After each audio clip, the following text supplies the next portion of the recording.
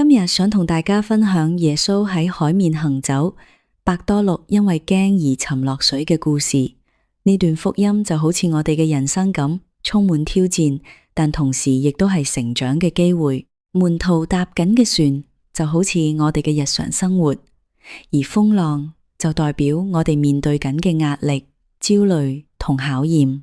當風浪襲嚟，我哋或者會覺得耶穌唔喺身邊，但其實佢一直都係為我哋祈禱，守護住我哋。伯多祿因為專注望住耶穌，竟然可以踏住水面行，呢件事真係好神奇。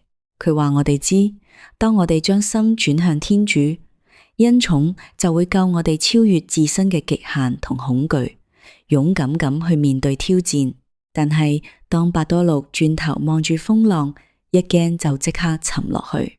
呢個提醒緊我哋，令我哋絕望嘅從來都唔係風浪有幾大，而係我哋將視線由耶穌身上移開，淨係顧住自己嘅困境。伯多祿沉落去嗰陣，大嗌出嚟嗰句主救我吧，係成段福音入面最動人嘅祈禱。佢冇長篇大論，只有最真誠嘅求救。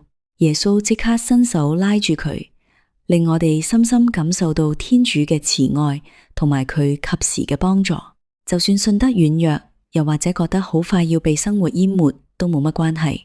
天主教嘅信仰話我哋知，天主嘅恩寵永遠都伸手可及，就好似耶穌拉住伯多祿咁。所以請記住，行喺人生嘅風浪上面，你望邊度，你就會去邊度。望住風浪就會沉，望住耶穌先至企得穩。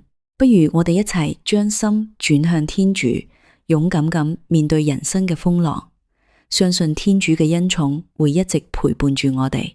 依家就一齊細心聆聽呢段福音，等我哋可以更深入了解呢段經文。